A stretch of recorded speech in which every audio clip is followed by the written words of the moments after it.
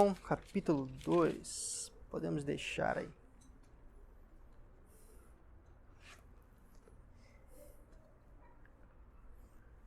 Acho que assim é melhor. É um prazer estar com vocês aqui novamente. E eu queria compartilhar algo que o Senhor colocou no meu coração ao longo de 3 semanas.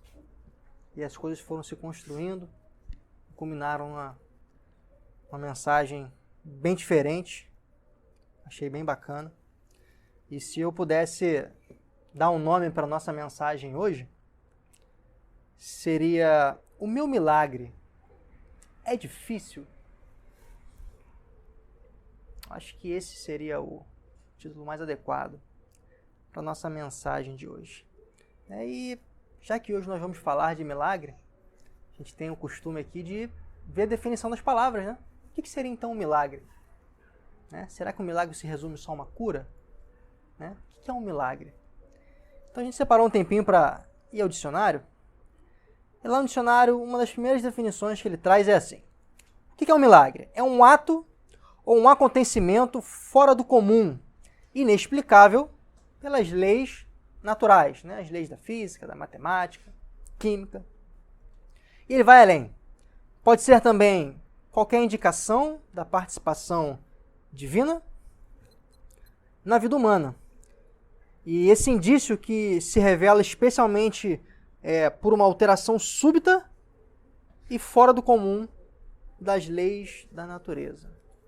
Então a gente vê que existe uma participação divina do nosso Deus na nossa vida, e essa participação ela geralmente foge daquilo que a gente chama de racional, das leis da natureza.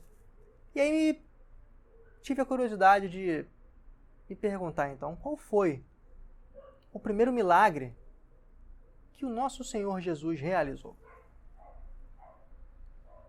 Qual foi o primeiro milagre que o nosso Senhor Jesus, quando iniciou o seu ministério, realizou? Vamos lá para João.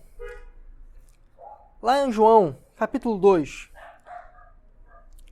o versículo 1 até o 3º. E, ao 3º dia, fizeram-se umas bodas em Caná de Galileia, e estava ali a mãe de Jesus. E foram também convidados Jesus e seus discípulos para as bodas. E, faltando vinho, a mãe de Jesus lhes disse: não tem vinho. E mais à frente, disse-lhe Jesus: mulher, que tenho eu contigo? Ainda não é chegada a minha hora. Sua mãe disse aos empregados: fazei tudo quanto ele vos disser. E Jesus viu ali 6 potes grandes, que eram utilizados para a purificação dos judeus, e em cada um cabiam uma grande quantidade de volume. E disse-lhes Jesus àqueles servos que estavam próximos a esse pote: enchei de água essas talhas. E encheram-nas até o topo, até em cima. Então disse-lhes: tirai agora e levai ao mestre-sala, o que era responsável pelo buffet. E logo que o mestre-sala provou a água, ela se transformara em vinho. Ele não sabia de onde vinha aquele vinho. Então ele chamou o dono da festa e falou: tu guardaste até agora o bom vinho, quando na verdade geralmente a gente serve isso no início. E Jesus principiou assim, nessa transformação da água para o vinho, o seu primeiro sinal em Caná da Galileia, e manifestou a sua glória, e os seus discípulos creram nele. Então, o primeiro milagre, vejam, ele partiu da mãe de Jesus intercedendo por pessoas que estavam naquela festa.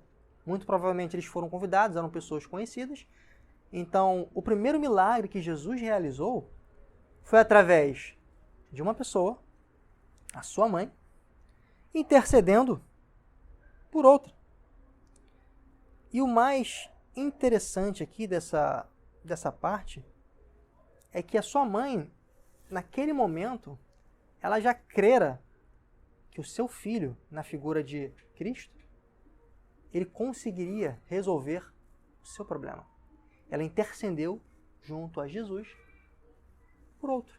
Então a gente vê que o primeiro milagre realizado por ele foi somente mediante o reconhecimento do Senhor como agente de transformação,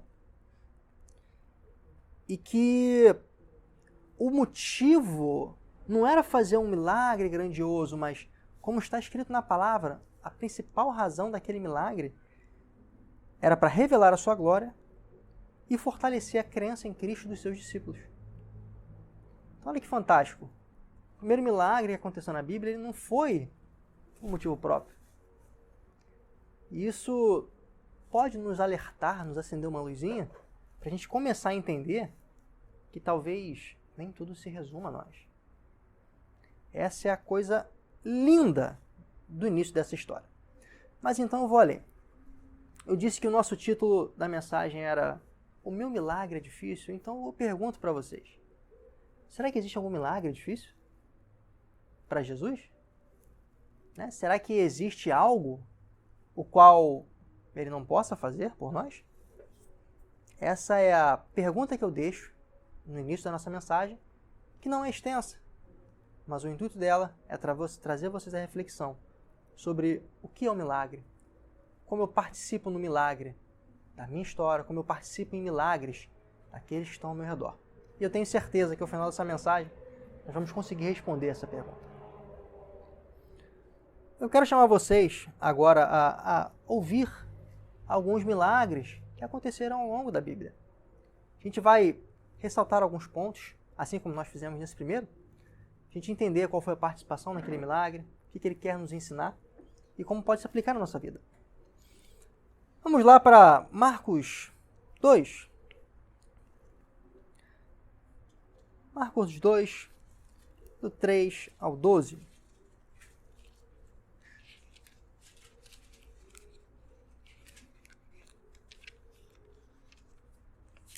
Marcos 2, do 3 ao 12.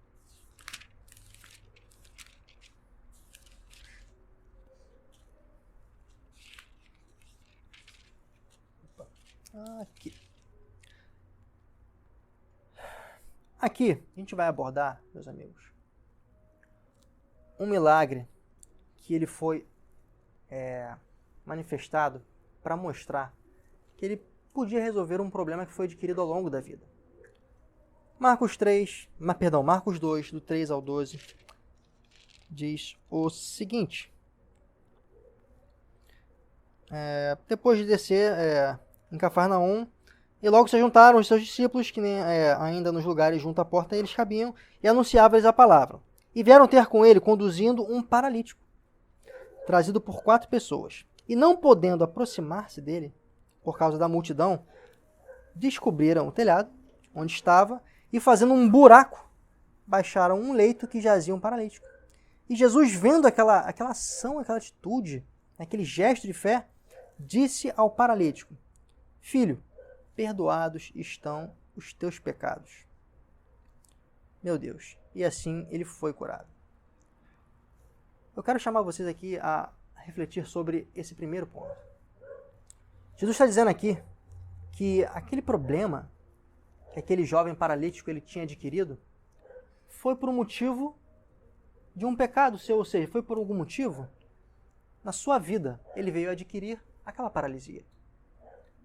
E é interessante que essa cura, ela se deu de uma forma bem diferente, né? Veja, um paralítico, na sua grande maioria, não consegue se locomover, né? Um tetraplégico, muito menos ainda. Então, 4 pessoas foram necessárias para intervir por aquele jovem, para ajudá-lo a levar até o mestre. E eles não conseguiam transpor uma barreira de pessoas que estavam à sua frente, eles tinham uma certa dificuldade, mas eles arrumaram formas, arrumaram meios de romper aquela dificuldade. E esse é o primeiro ponto que eu quero chamar a atenção para vocês. Esforços diferenciados chamam a atenção do mestre quando você vai clamar ou interceder por alguém. Esse é um ponto crucial que há de ser ensinado nesse milagre. E não só isso, quando Jesus vê aquele homem descendo, literalmente dos céus, né, ali, ele vira e fala: uau, a fé de vocês fez curar o amigo de vocês. Paralítico, levante, pegue a sua maca e ande. Veja, se você tem um problema que você adquiriu ao longo da tua vida, por atitudes erradas suas, e aqui que Jesus quer deixar bem claro, quando ele fala que esse homem, através dos seus pecados que foram perdoados, ele pôde ser curado, quer seja por algum problema que você fez na sua vida, por decisões erradas que você tomou na tua vida, você tem um respaldo bíblico para clamar ao Senhor sobre a cura desse milagre. Então eu pergunto para vocês, ser perdoado por um pecado e clamar pela sua cura é difícil? Esses homens nos mostraram que não. Basta um pouco de esforço, de interesse seu, de pessoas intercedendo por você, que você vai conseguir alcançar o seu perdão, e alcançando o seu perdão, você consegue ser curado. Estão acompanhando comigo? Estou falando muito rápido? Tudo bem? Tranquilo? Então, o Senhor, ele contempla os esforços que fazemos para buscá-lo, para estar em sua presença. A forma como nós fazemos pode ser toda a diferença. Talvez se aqueles homens estivessem simplesmente com uma maca esperando toda aquela multidão se dissipar, eles não tivessem essa oportunidade. Isso nos faz a primeira reflexão da noite. O que eu tenho feito para buscar no Senhor uma resposta?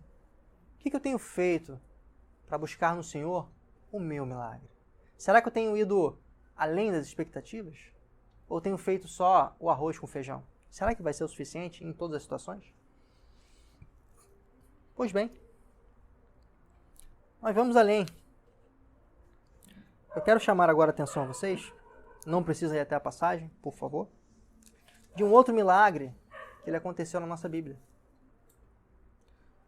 que vai falar da cura do filho de um oficial e de um servo de um centurião.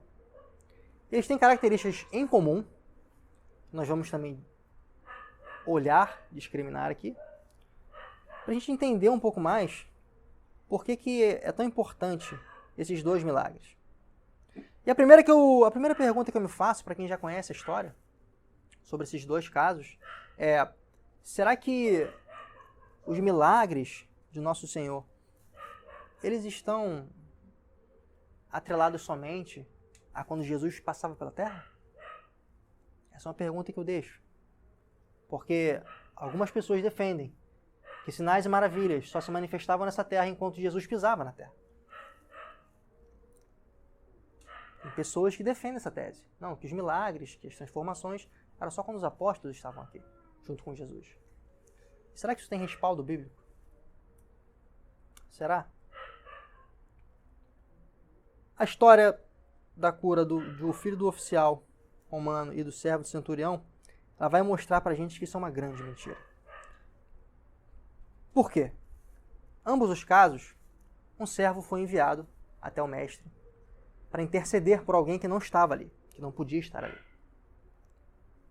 E eles chegavam diante do mestre: Senhor, eu quero pedir que o Senhor venha até a minha casa para tratar do meu filho, porque eu sei que o Senhor é o único que pode fazer isso por mim. É a questão do primeiro caso. E o segundo caso é diferente. Ele primeiro manda um servo ir chamar o Senhor para que vá até a sua casa, para interceder pelo seu servo. E no meio do caminho ele vai de encontro e fala: Senhor, eu não sou digno de recebê-lo na minha casa. Mas eu, como um homem que estou acostumado com autoridade, porque eu tenho servos sob meu comando, eu sei que se eu determinar que algum deles faça alguma coisa, eles irão cumprir. E da mesma forma que eu entendo sobre autoridade, eu sei que o Senhor tem autoridade para, mediante a tua fala, ser liberado um poder de cura, sem o Senhor precisar ir ao meu local. Então o que nos chama a atenção aqui é que a palavra do Senhor, ela tem poder.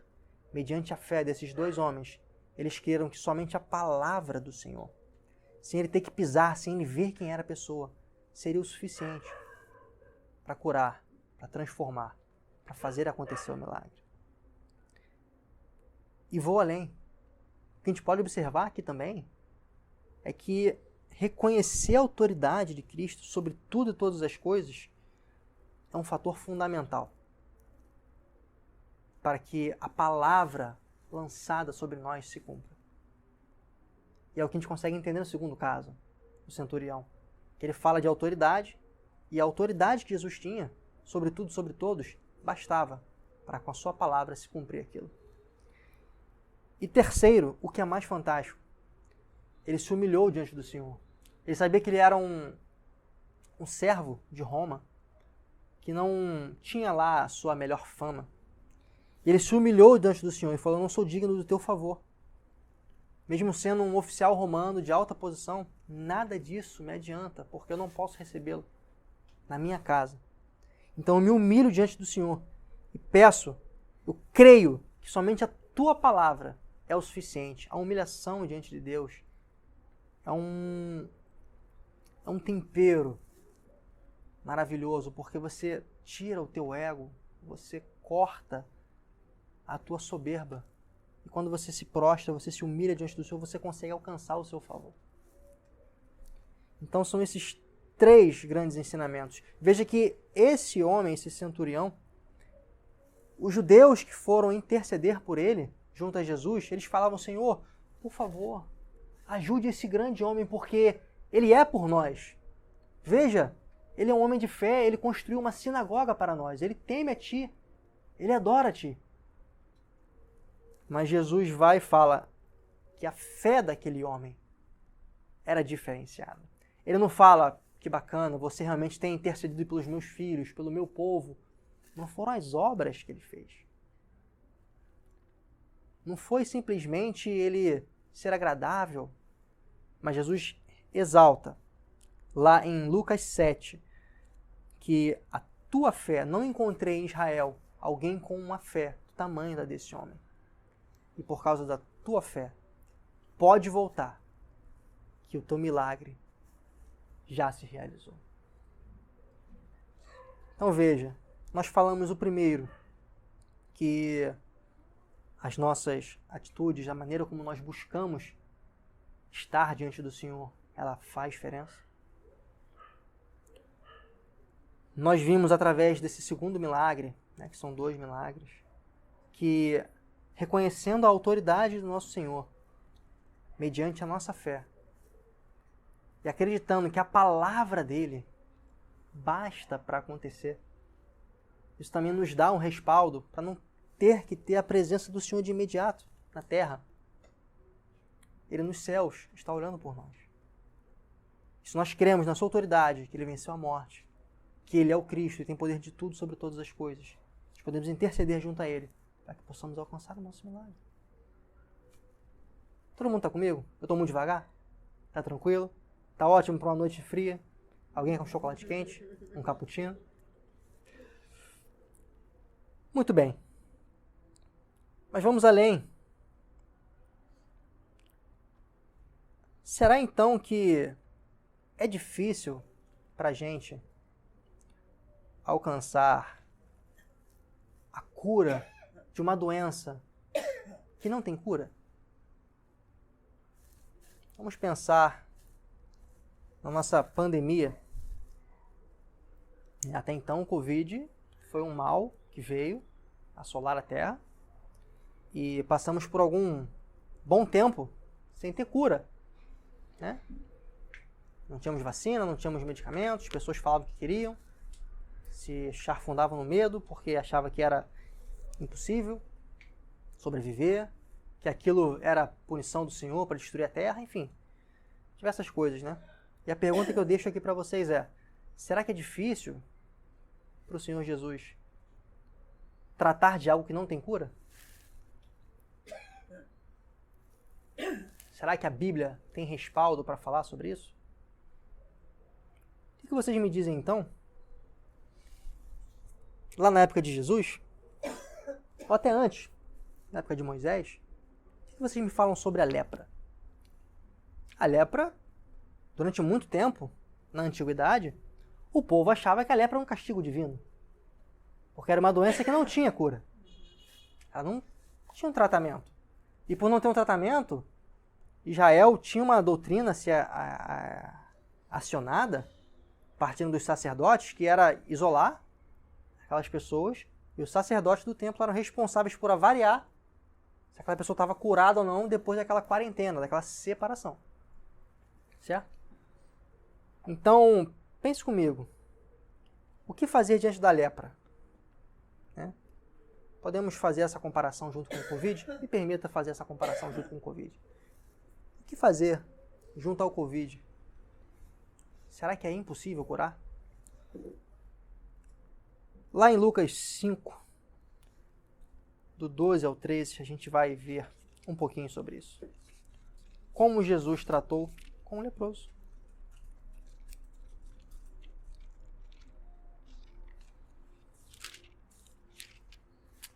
Lucas 5, do 12 ao 13. Alguém pode ler para mim, por favor? Assim, quando achar. Lucas 5, do 12 ao 13. E aconteceu que quando estava em uma daquelas cidades, eis que um homem cheio de lepra, vendo a Jesus, prostrou-se sobre o rosto e rogou-lhe, dizendo: Senhor, se quiseres, bem podes limpar. E ele, estendendo a mão, tocou-lhe, dizendo: Quero ser limpo. E logo a lepra desapareceu dele. Amém. Qual é a primeira coisa que nos chama a atenção aqui? Um detalhe fantástico que esse homem fala. Aquele homem teve a oportunidade de ir até o mestre. Ele, caramba, Jesus está passando por aqui, eu preciso ir até ele. Só que ele tinha um anseio no coração. E qual era o anseio dele? Ele tinha medo que talvez o mestre não quisesse curá-lo. Quantas vezes você se perguntou isso na tua vida? Será que é da vontade do Senhor que eu seja curado disso? Será que é da vontade do Senhor que eu arrume aquele emprego? Será que é da vontade do Senhor que então eu fique aqui nesse lugar sendo humilhado porque eu tenho que ser luz nesse lugar? As pessoas possam ver em mim o meu sofrimento, então olhar a Cristo, como ele sofreu na cruz. Esse era o anseio desse homem. Assim como nós temos esse anseio às vezes. Será que o Senhor quer isso de nós? E automaticamente, ele expõe aquilo porque era o que seu coração estava cheio de medo. Apesar da sua fé em crer que Jesus era quem era capaz de fazer aquilo, porque ele era o Cristo, o Messias, o Filho de Deus, que recebeu o poder dos céus para fazer sinais e maravilhas nessa terra. Ele chega e fala: Senhor, se tu queres. Eu imagino que ele pega e pense também: se tu podes então, Senhor, e se tu queres, podes então me curar desse algo incurável, já que tu é o Cristo, porque eu sei, eu confio nisso. Eu já ouvi falar de você, dos sinais que você tem feito. As pessoas não param de comentar: Senhor, tu queres me curar? E Jesus, de uma forma tão simples e educada, ele vira e fala: eu quero te curar. Hoje, meus irmãos, Jesus olha para cada um de vocês e fala: eu quero te ouvir. Eu quero atender o teu pleito. Não tenha medo de me falar. Não deixe que o medo tome conta de você. Não precisa transpor esse medo do teu coração. Tira isso daqui. Eu estou falando já que já fiz isso no passado. Eu quero te curar. Eu quero te ouvir. Eu quero te atender. Eu quero. E ele faz algo improvável. Porque a lepra, eu não sei se vocês sabem, a hanseníase, né? Foi até proibido hoje falar sobre lepra. Não pode mais falar de lepra, é hanseníase. Ela tinha uma característica que era o contágio. Era uma doença altamente contagiosa. Por isso que eles separavam aquelas pessoas. E Jesus, diante das pessoas, ele vai e fala: eu quero. E ele pega e faz assim: eu quero. Eu tenho poder. Eu sou o que você quiser que eu seja. Eu não tenho medo de encostar naquilo que mais faz temer. Eu quero. Mediante tocar. Fico imaginando a cara das pessoas que estavam ao redor. Meu Deus, o mestre, ele sem dó nem piedade, encosta naquele homem e fala: eu quero. E você está curado. E imediatamente aquelas feridas sumiram. Jesus tem a ousadia de fazer aquilo que ninguém teria coragem de fazer por você, meu Senhor. Às vezes, tudo que está faltando é literalmente você tirar o medo do teu coração, se apresentar diante dele e falar: Senhor, eu sei que tu queres. Eu reconheço a tua autoridade. Reconheço que você não precisa estar aqui entre nós, que o Senhor está vivo, olhando por mim pelos céus. Eu reconheço que tu é aquele que pode fazer o que ninguém pode fazer por mim. Eu quero que no final desse culto, nessa noite, meus irmãos, vocês possam apresentar aquilo que mais tem afligido o coração de vocês diante de Cristo, nesse altar. Porque a nossa igreja, ela tem entrado num propósito, ela tem orado, ela tem jejuado, ela tem feito tudo isso que nós estamos descrevendo desde o primeiro milagre. Ela tem feito coisas diferenciadas para chamar a atenção do Senhor. Essa igreja crê que a palavra profética lançada sobre essa igreja, ela vai se cumprir, porque a sua palavra tem poder, porque nós entendemos de autoridade. A igreja crê que Jesus é o único que pode fazer tudo aquilo que nós não podemos contar com mais ninguém. Eu quero que vocês, no final dessa noite, apresentem diante do Senhor, nesse ambiente que nós temos aqui, agradável, entre família, o que vocês precisam a Deus. Porque Ele estará com os ouvidos atentos para ouvir o clamor de vocês. Amém, meus irmãos? Amém. Pois bem, então nós vemos que até algo incurável o Senhor é capaz de resolver. Ora, uma doença adquirida pela vida, através de nossas falhas, Ele é capaz de resolver. Um pedido inusitado, Ele é capaz de atender. Um milagre que não tem cura, Ele é capaz de trazer a cura. O que mais então que pode ser difícil para o Senhor? Será então que algo que nós carregamos por tantos e tantos anos na nossa vida é um destino? Será então que algo que eu carrego desde meus 5 anos de idade é o famoso espinho na carne que Paulo tinha? Será então que é um fatalismo? Se você tem algum tipo de doença, enfermidade, incômodo que você leva para mais de 10, 20 anos, ou até sua vida inteira para quem tem menos de 20 anos, será que então Jesus não quer fazer isso por você? Será que Ele não pode? Será que é muito difícil? Eu vou dizer para vocês que não, porque nós temos respaldo bíblico para falar exatamente sobre isso. E nós vamos achar a resposta para esse questionamento lá em Marcos 5. Eu peço que algum dos irmãos, por favor, cheguem em Marcos 5, do 25 ao 34, por favor. Peço que alguém que ainda não tenha lido, por favor. Marcos 5, do 25 ao 34. Quando alguém achar e for ler, diga amém, por favor. Amém. No meio da multidão estava uma mulher que havia 12 anos sofria de hemorragia. Tinha passado por muitas dificuldades nas mãos de vários médicos e ao longo dos anos gastou tudo o que possuía sem melhorar. Na verdade, havia piorado. Tendo ouvido falar de Jesus, aproximou-se por trás dele no meio da multidão e tocou em seu manto.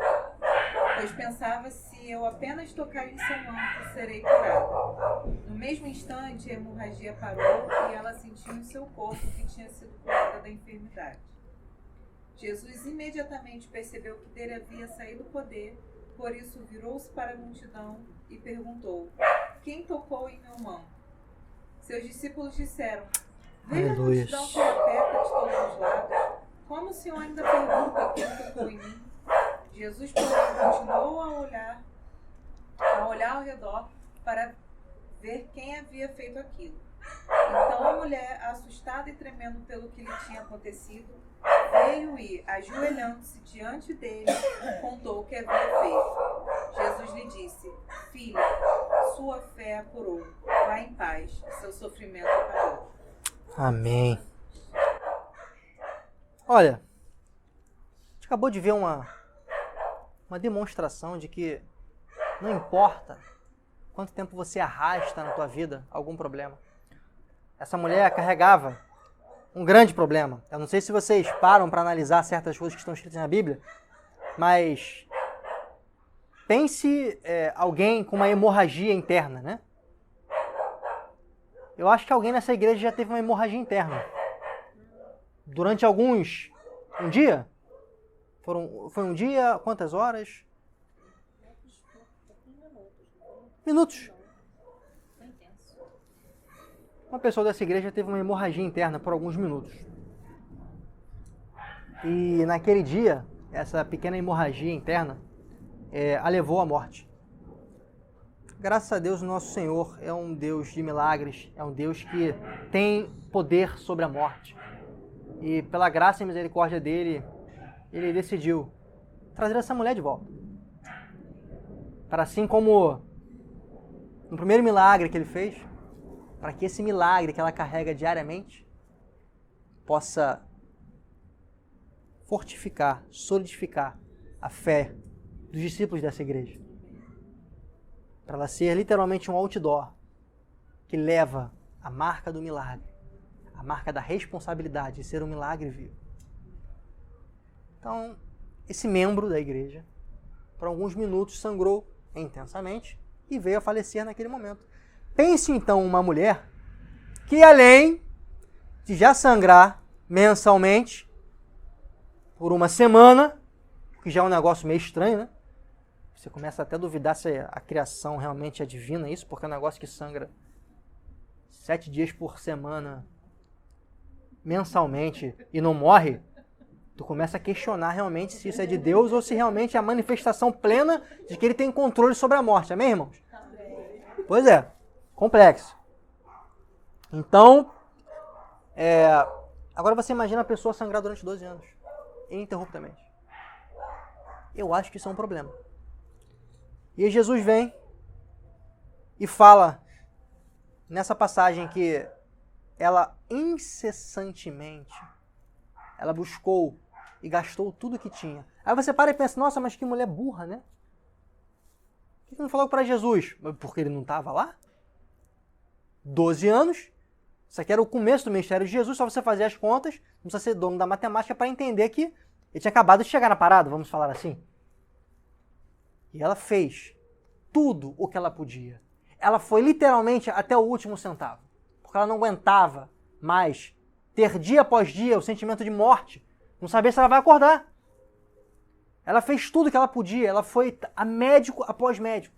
E a Bíblia diz que ela não tinha nenhum resultado. E ia além, piorava. Aí você fala assim, cara, que mulher louca, né? Não. Jesus está deixando isso aqui muito claro, que era sobre isso que ele queria falar com a gente. Às vezes você está tentando alcançar algum lugar na tua vida, você está querendo um emprego diferente, você quer comprar um carro, às vezes você quer comprar uma panela. Coisas simples. E você fala, não consigo. O que você está fazendo para alcançar essa panela? Ah, mas já tentei 3 meses achar promoção, já tentei 6 meses interagir com pessoas para tentar me ajudar, para me botar numa condição de compra melhor. Continue. É algo que você quer muito, que você precisa daquilo, continue. Essa mulher seguiu 12 anos, até que enfim ela tivesse a oportunidade de estar próxima de Nosso Senhor. E quando ela soube que o Senhor Jesus passaria perto dela, ela fez de tudo. Ela olhou a multidão, que era isso que acontecia, multidão ao seu redor. Ela olhava pessoas, como se fosse uma celebridade num show, sendo cobertas por seguranças, de pessoas tentando interagir com ela. E aquela confusão, Senhor, Senhor, Senhor. Ela viu aquilo com a fraqueza de estar sangrando diariamente. Ela foi e se enfiou no meio da multidão, não importando com quem bateria nela, com quem iria fazer força contrária, com quem daria uma repreensão nela. Ela não se importou, porque ela sabia que ela tinha aquela oportunidade. Porque até então Jesus estava na terra. Nada se sabia se ele iria ir ou voltar. O seu próprio povo, uma parcela não aceitava. Achava que ele não era o Messias. Alguns criam, outros não. E o que fazer então? Eu vou lançar a minha única chance que eu tenho para ver até onde eu posso ir e conseguir. E paz, meus senhores, a Bíblia diz que ela chega perto daquele homem e ela não fala nada. Ela não fala nada. Ela simplesmente pensa, se eu não tocar então no seu manto, eu sei que eu serei curada, porque desse homem sai virtude. Porque esse homem é o Messias, ele é o Salvador. Ele é aquele que tudo pode, ele reluz, tudo nele é bom. Se eu tão só tocar no seu manto, eu creio que eu serei curada. E a Bíblia diz que aquela mulher, ela se esgueirou no meio da multidão e encostou naquele manto. E ao encostar, é como se Jesus parasse e falasse: eu nada disse, mas eu sei que de mim saiu virtude. De mim saiu poder. E ele parou tudo. Ele olhou, eu sei que alguém fez algo diferente para encostar, para chegar-se a mim. E eu quero contemplar. Aí você para e pensa, não, então Jesus parou para falar e liberar a cura para aquela mulher? Não. A cura dela já estava liberada. Porque a fé dela a curou. E essa fé, esse ato de fé, se concretizou no momento que ela encosta em Jesus. E ele para não para liberar a cura para ela, mas é para virar para ela. E ele pergunta, quem foi que encostou em mim? E os discípulos, meu Deus, mestre, mas tem 300 pessoas, 400 ao nosso redor, todo mundo está encostando no Senhor. Não, eu sei que uma encostou em mim. Quem foi? Naquele momento tudo para, Jesus para, as pessoas param. O que o mestre parou? Ele fala, quem foi que encostou em mim? E a mulher, cheia de tremor, de medo, mas não se deixando levar por aquele medo, ela fala, Senhor, fui eu. Eu encostei em ti. E ele vira e fala, mulher, a tua fé te curou, mulher. Eu não estou falando para você que eu estou te curando agora, porque a sua fé já te curou.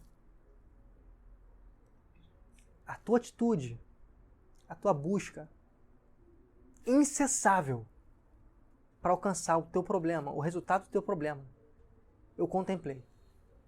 E diante de tudo que você fez, ela já estava liberada. Isso concretizou agora, nesse momento que você vem até mim, diante de todas as circunstâncias, da tua fraqueza, da tua miséria, mas acima de tudo, da tua esperança. E você vai e encosta em mim. Eu só quero te falar que a tua fé te curou. Que você leve isso para a tua vida e que as pessoas ao meu redor, que vocês todos ouçam, que vocês da Goiás ouçam, que a fé move tudo. A cura que você busca já está liberada, senhores. Assim como a resposta que os anjos já mandavam para Daniel já estava liberada. Mas por vezes, algumas forças tentam impedir. E às vezes você precisa romper essas forças, como essa mulher rompeu. Aquele círculo de pessoas que era uma grande resistência. Não sei se vocês estão entendendo a beleza disso. Mas às vezes a resistência é física. Às vezes ela pode ser espiritual. Às vezes a resistência é só sair do lugar que você está, levantar e ir atrás. Às vezes é só isso. Porque já está liberada a cura, a tua bênção está liberada. Basta você ir atrás. Independente se você está machucado, se você está cansado. Essa mulher sangrava há 12 anos. Não sei se vocês sabem, mas o sangue é o transportador de tudo, de energia que nós temos no nosso corpo. E quando você está com uma baixa quantidade de sangue, baixas hemácias, você não consegue levar oxigênio para o teu cérebro, você não consegue levar oxigênio para o teu músculo. Então você vai definhando. Para pensar. Imagina, cria a situação na tua mente. E você reclamando, qual é o teu motivo? Está sem uma perna? Pede para alguém te levar. Não tem passagem por pela frente? Dá a volta. Não dá para chegar lá? Manda alguém, então, pedir uma oração por você, que o poder chega até você. Mas tenha fé. Amém, meus irmãos? Amém. Então nós vemos aqui que... O que é difícil para Jesus? Eu volto a fazer a pergunta que eu fiz no início. O meu milagre, ele é difícil? O meu milagre, ele é difícil. Qual é o seu problema? Qual situação tua se encaixa nesses 4 que nós falamos aqui agora? Mas ainda assim eu quero chamar vocês a uma outra reflexão. Que agora eu quero confundir um pouco vocês. Porque nem tudo, como o nosso apóstolo diz, é tão linear assim. E agora a gente vai falar sobre 2 situações que parecem ser idênticas, que tiveram resultados um pouco diferentes. Eu quero que vocês leiam comigo a primeira e a segunda situação. Será que realmente então há dificuldades para alcançar os nossos milagres? O que diz lá? Por favor, um dos irmãos abra em Marcos 8 e o outro abra em Marcos 10. Preferencialmente quem ainda não leu.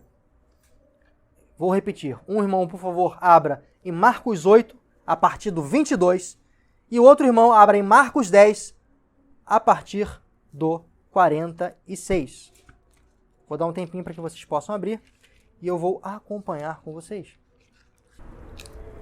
Então chegaram a Betsaída e lhe trouxeram um cego, rogando-lhe que o tocasse. Jesus, tomando o cego pela mão, levou-o para fora da aldeia e, aplicando-lhe saliva aos olhos e impondo-lhe as mãos, perguntou-lhe: Vês alguma coisa? Este, recobrando a vista, respondeu: Vejo os homens, porque como árvore os vejo, andando. Então novamente lhes pôs as mãos nos olhos, e ele, passando a ver claramente, ficou restabelecido, e distinguia de modo perfeito. E mandou Jesus embora para casa, recomendando-lhe: Não entres na aldeia. Agora eu quero, por favor, que seja Kleber, por favor, leia a segunda. É Marcos 10, do 46 ao 52. Então chegaram a Jericó. Quando Jesus e seus discípulos, juntamente com uma grande multidão, estavam saindo da cidade, os filhos de Timeu, Bartimeu, que era cego, estava sentado à beira do caminho pedindo esmolas. Quando ouviu que era Jesus de Nazaré, começou a gritar: Jesus, filho de Davi, tem misericórdia de mim. Muitos respondiam para que ficasse quieto, mas ele gritava ainda mais: Filho de Davi, tem misericórdia de mim. Jesus parou e disse: Chame-o. E chamaram o cego. Ânimo, levante, ele está te chamando. Lançando a sua capa para o lado, e de um salto pôs-se em pé e dirigiu-se a Jesus. E o que você quer que eu te faça? Perguntou-lhe Jesus. O cego respondeu: Mestre, eu quero ver. Vá, Jesus disse. A sua fé te curou. Imediatamente ele recuperou a visão e seguiu Jesus pelo seu caminho. Amém. Meus irmãos, é uma história de cura de dois cegos distintos.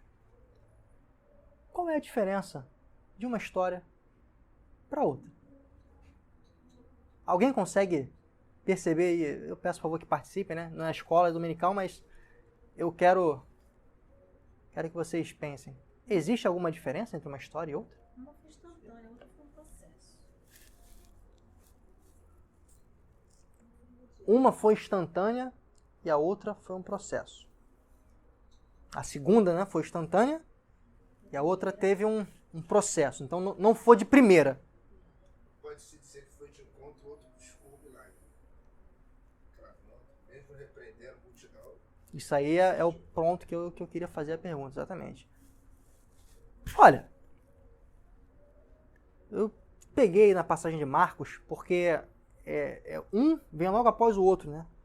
Um vai ali no 9, aí acontece algumas coisas, Jesus vai para o monte, se transfigura, bate aquele papo, volta com os discípulos, e logo depois ele vai e encontra esse outro cego. Jesus, então, ele não tem poder? Por quê? Que um foi instantâneo e o outro ele limpou? Tá vendo aí? Não. E agora? Agora eu tô. Por que teve esses dois passos? Porque um queria muito e o outro só estava sendo levado pelos acontecimentos. Alguém falou isso? Alguém tem alguma outra teoria sobre isso? Alguém? Vocês tinham reparado isso na Bíblia? Me permita dizer, esse foi o único milagre de Jesus que ele não se cumpriu instantaneamente. Não há nenhum outro na Bíblia a qual Jesus se propôs a fazer que não foi de imediato. Esse é o único milagre, o do Marcos 8, que ele acontece particionado. E eu lendo a Bíblia, eu fiquei intrigado com aquilo. Eu estava lendo o livro de Marcos, junto com o livro de Provérbios, nosso propósito, né? Eu estou lendo Marcos também, há algum tempo já.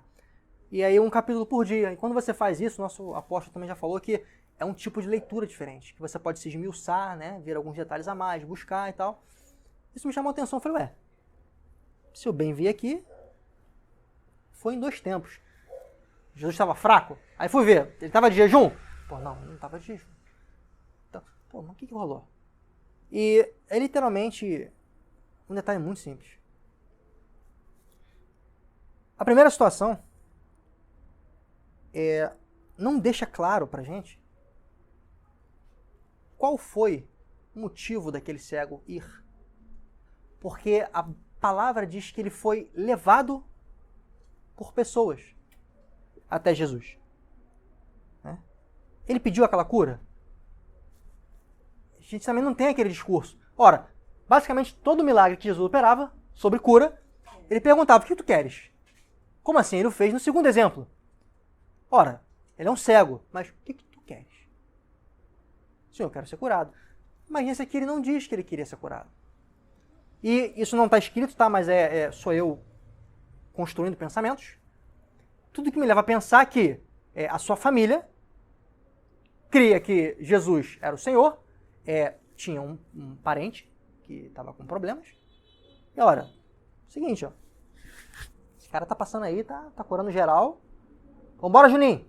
Vambora. Ah, mano, pô, vambora. Vambora, Juninho. Tu quer enxergar? Ah, quero, né? Não enxergo nada. Quero. Seria bom, pô. E vai e sai lá os 7 anões pra mina pra minerar o ouro. Eu vou. Pra Jesus agora eu vou. E eles chegam e a palavra diz que eles levam o cego a Jesus. E aí não há um diálogo e Jesus pega... Bem, então deve ter falado pra ele, né? Cego, vocês querem curar ele? Tá bom. Ele vai. Passa ali.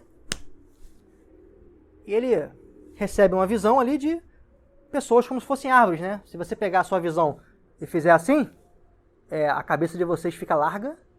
Se você levantar o braço, como todo mundo devia ficar, né? Parece que realmente são galhos, né? Os seus dedos se alargam. Então, creio eu que ela ficou no meio do caminho.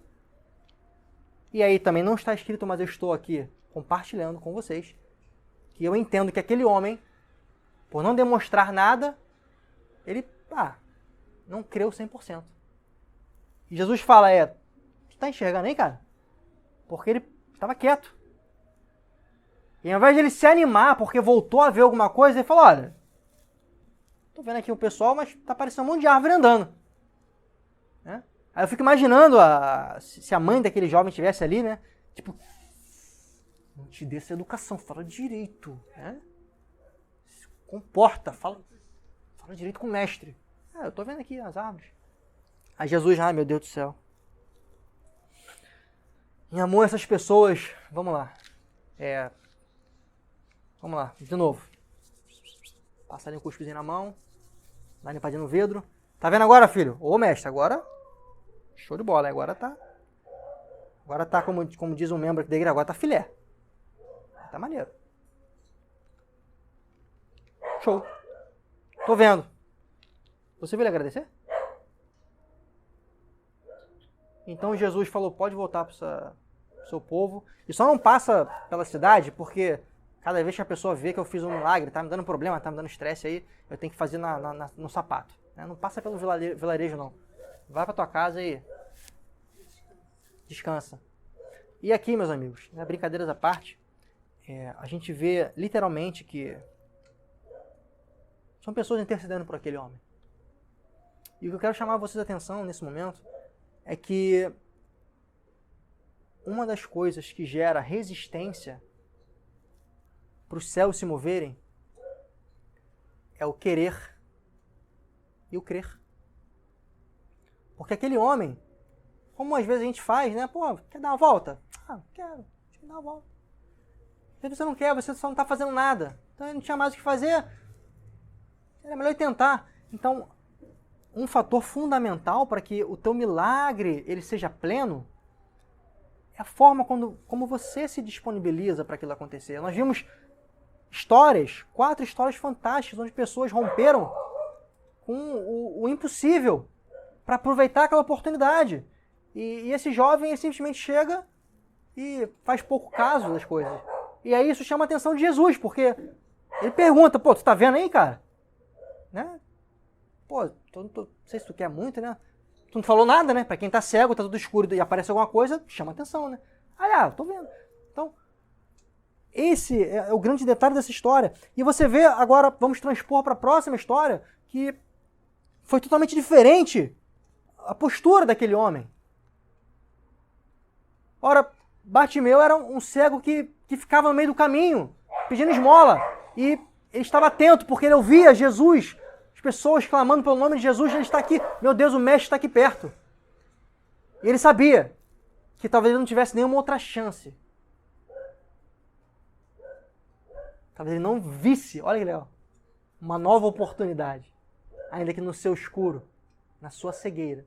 Ele talvez não tivesse uma outra oportunidade. E aquele homem vai e começa, Senhor, Senhor, Senhor, Senhor, Jesus, aqui, me ajude. E começa a vociferar para que o mestre notasse aquele homem. E quanto mais ele falava, as pessoas, cala a boca, você tá cego aí, tu não consegue nem ver onde o cara tá. Eu tô aqui tentando já há 30 quilômetros. Eu tô andando com esse cara aqui há um tempão. Eu tô aqui, cala a boca você aí, pô. Fica quieto. E quanto mais tentavam parar aquele homem, mais ele ia em direção àquilo que ele queria. Mais ele gritava. A palavra fala que ele, quanto mais tentavam falar para ele ficar calado, mais ele falava, mais ele gritava. O nome do Senhor. Até que o Senhor identifica o coração, a intenção daquele homem, a vontade de realmente estar diante dele. Ele fala, para. Traga ele para mim. Agora. E aí você imagina aquelas pessoas que estavam todas em volta, porra, de novo, cara. Caraca, outro pit stop aqui agora. E aquele homem vai. E aqui eu quero chamar a atenção de vocês. As pessoas vêm e falam, ô Seguin, ô Bartlov, vamos lá, conseguiu, né? Então, tá, o mestre está te esperando. Ele, o quê? O mestre está me esperando? A Bíblia fala que ele deu um salto. Ele arrumou a sua capa. E aqui, o arrumar a capa é você se alinhar. Ele se alinhou. Ele mendigava, ele estava no chão, estava sujo. Pensa uma pessoa que, independente da sua condição, ele queria estar da melhor forma possível, porque ele tinha conseguido a sua oportunidade. E agora eu paro para falar com vocês. Diante das oportunidades que vocês têm recebido, vocês têm feito jus àquela oportunidade. Oportunidade que às vezes muitas pessoas estão em volta tentando, cercando, e o Senhor para e te chama para aquela oportunidade. Você vai, como você tem se portado diante dessa oportunidade? Você tem se ajeitado e se apresentado da melhor forma possível? Porque foi isso que esse homem fez. E diante dessa atitude, desse gesto, o Senhor contemplou. Ele vira e fala, meu filho, você está diante da minha presença. O que você quer? Ora, você mendiga. Você quer dinheiro? Você quer... O que você quer? Mestre, aquilo que mais me falta. Eu fico imaginando aquele cara, eu quero te ver. Eu quero te ver, mestre. Eu não quero só ver, eu quero te ver. Eu estou diante do Senhor. Ele vai e é curado. O Senhor fala, meu filho, a tua visão, ela está agora restaurada. E não em Marcos, mas em Mateus fala que, porque são passagens que são relatadas em mais de um evangelho. E em Mateus ele diz que a sua visão foi recuperada e ele louvou a Deus, ele se juntou a Jesus. Ele não foi embora. Ele se juntou a Jesus e louvou a Deus. Enquanto aquele homem da primeira história que foi curado, ele foi embora. Mas esse homem ele louvou o Senhor e se juntou e foi atrás. Porque era maravilhoso poder estar olhando aquele que fez o que ninguém podia fazer por ele. Será então que o meu milagre ele é difícil? Eu volto a perguntar para vocês. Depende. O que você tem feito para alcançar o teu milagre? Será que você tem se apresentado diante das oportunidades que estão ao teu redor? Será que você tem crido plenamente? Será que você simplesmente acreditou que era possível aquele teu problema de tantos anos atrás ser resolvido? Como você tem se apresentado diante desse propósito de jejum, Senhor? Como tem sido o teu clamor pela tua melhoria? Tu tem rompido com barreiras espirituais? Tu tem feito o teu jejum? Tu tem orado? Como é que tem sido o rompimento de barreiras físicas? Tu tem levantado do sofá e assistido menos um episódio para ganhar tempo para estudar? Como tem sido as tuas ações? Porque chegando ao final dessa mensagem, a gente consegue não imaginar, mas construir através da Bíblia que a única pessoa que pode dificultar o teu milagre é você mesmo. Para o Senhor, nada é impossível. Ele demonstrou isso. por diversas situações, N situações. Mas cada uma delas mostra qual foi o sucesso daquela pessoa. Quais foram as características que foram determinantes para ele ser ouvido em detrimento de toda aquela multidão que estava ao seu redor. O que você tem feito para chamar a atenção de Jesus? Essa é a pergunta que eu deixo para vocês. E por fim, eu quero falar o nosso último ponto antes de encerrar essa mensagem. Mas será então, Paulino, que é possível Jesus não ter capacidade de resolver alguma coisa? De não realizar algum milagre? Será que existe alguma situação, então, em que eu não consigo deixar ele agir na minha vida? Será que é possível o Senhor não conseguir fazer algo? É a pergunta que eu faço para vocês. E, infelizmente, senhores, eu quero te dizer que sim, isso é possível. O que está escrito lá em Marcos 6, do 1 ao 6? Deixou essa região e voltou com seus discípulos para Nazaré, cidade onde tinha morado.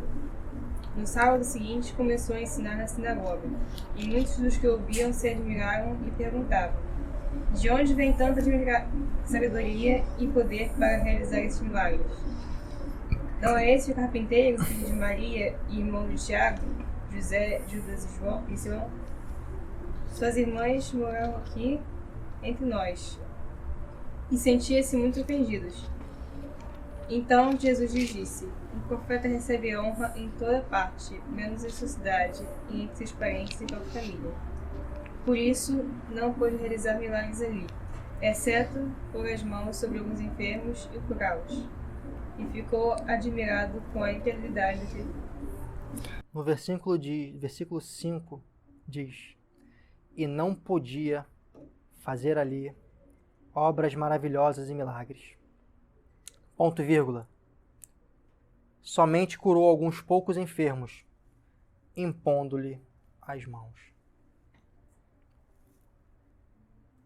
Jesus fala que um profeta, ele só não tem a sua honra, o seu reconhecimento na sua própria terra. 2 semanas atrás, chamou essa palavra, né, atenção nessa passagem, e eu pedi ajuda à pastora para a gente descobrir melhor o que estava escrito sobre essa palavrinha honra, né? E aí ela me mostrou que no seu acervo infinito de conhecimento, glória a Deus pela vida da nossa pastora, que a palavra na verdade não era honra e sim sem honra. Essa palavra no grego, né, ela é a palavra atmos, que significa sem honra. E só tem essa palavra em 4 passagens do Novo Testamento. Tá? 2 na parte de Marcos e depois em Coríntios, na carta aos Coríntios. E ela traz esse sentido de uma pessoa sem honra ou uma pessoa desprezada, desprezível. E fica muito claro para a gente, aqui quando Jesus fala que ele não teve o seu devido reconhecimento naquele lugar. As pessoas que estão, às vezes, mais próximas de nós, elas não reconhecem o que você faz, elas não reconhecem o teu esforço, tá? Elas desconsideram, é um outro papo, porque reconhecer é uma coisa, desconsiderar é outra. Obrigado. E eu quero chamar vocês a atenção sobre esse pequeno detalhe. Nessa situação, Jesus, ele nada pôde fazer, porque literalmente o desprezo, a falta de fé te leva à incredulidade. Ora, nós estamos falando aqui há quase 1 hora que o princípio de todos os milagres era a fé. Não somente a fé, mas o quanto você se dispunha, através da sua fé, a agir em direção a ela. Perfeito. Então, se você tem pessoas que estão ao teu redor, que geralmente é assim, né, os familiares, os amigos mais próximos, que não creem em você, que te desprezam, fique tranquilo. Isso é só o cumprimento do que Jesus já falava. Agora, só te chama a atenção que, às vezes você está buscando uma informação, às vezes você está buscando um milagre, às vezes você está querendo um algo a mais e você está desprezando a resposta que está bem embaixo do teu nariz. Eu vou repetir. Às vezes você está querendo ver o céu se abrindo na sua frente. Às vezes você está querendo que um pastor, que um apóstolo, que um profeta venha lá da Costa Rica, do Equador, que venha lá dos Estados Unidos, da Arábia Saudita, para te falar uma coisa que está sendo dita para você todo dia, pelo teu amigo, usado pelo Espírito Santo, e você está ignorando porque ele é só o seu amigo. Ora, se você não está conectado aos céus, eu sinto te dizer que isso é muito plausível de acontecer. Ora, você está numa igreja, que você tem uma liderança, que zela por você, que cuida de você espiritualmente, até às vezes em outros aspectos, e fala diariamente com você coisas que você às vezes não leva em consideração, porque está perto de você. Jesus está aqui tratando exatamente sobre isso. Não se resume a ele não conseguir fazer algo. Mas na verdade existem situações na sua vida que você vai ser simplesmente resolvido. É na Bíblia. É na Bíblia. É na Bíblia. Telefone é na Bíblia. Às vezes a resposta está no seu bolso. E você, como um cego que não pede ao Senhor para que te fale, porque você está muito preocupado em maravilhas, um mover sobrenatural, e você esquece que está aqui. Você tem lido a palavra? Você tem se disposto a fazer o que a tua liderança, com tanto carinho, tem pedido para você? Porque o que é um líder? Se não é uma pessoa que já passou por uma experiência e sabe conduzir quem está vindo atrás. Às vezes, uma pessoa com uma certa experiência tem a resposta para o teu problema. Isso é um líder. Que sabe, através das suas experiências, através de conexões, trazer uma resposta para os seus liderados.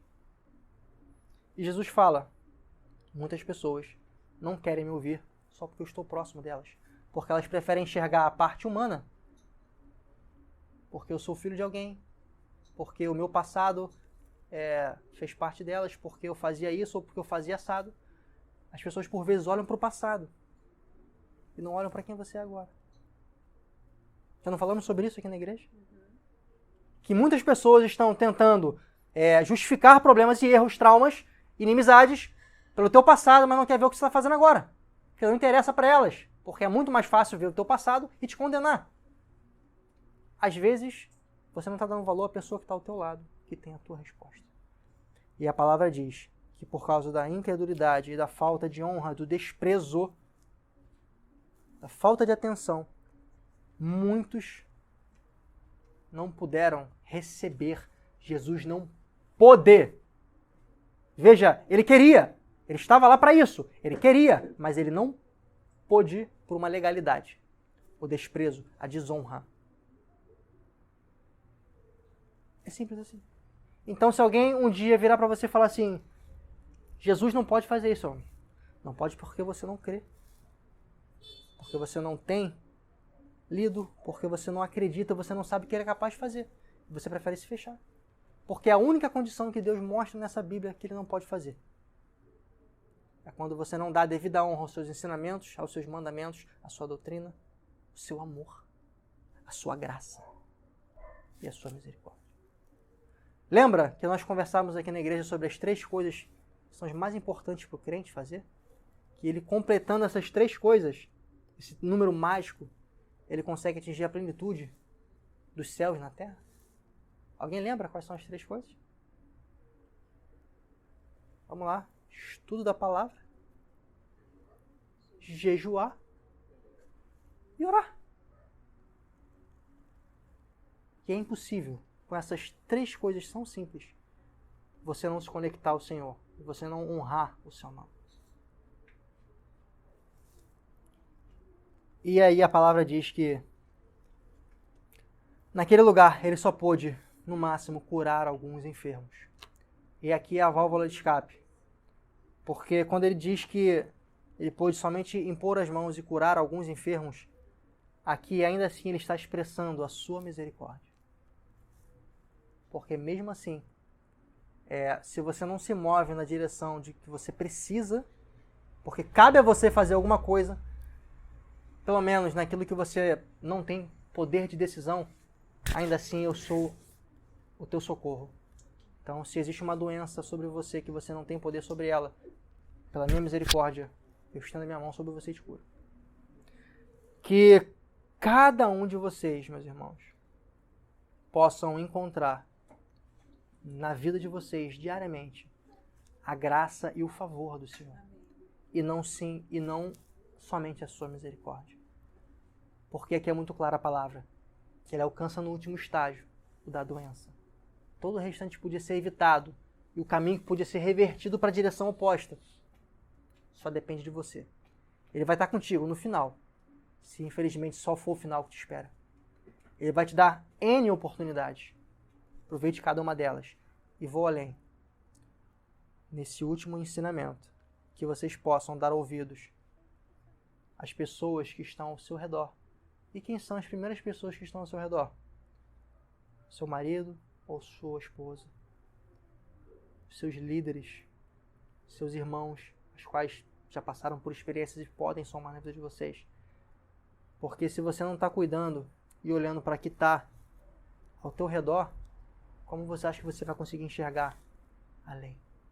Às vezes, você está com uma sujeirinha no olho, só precisa ser limpada para a tua visão ser trazida de volta e você enxergar a resposta que está embaixo do teu nariz.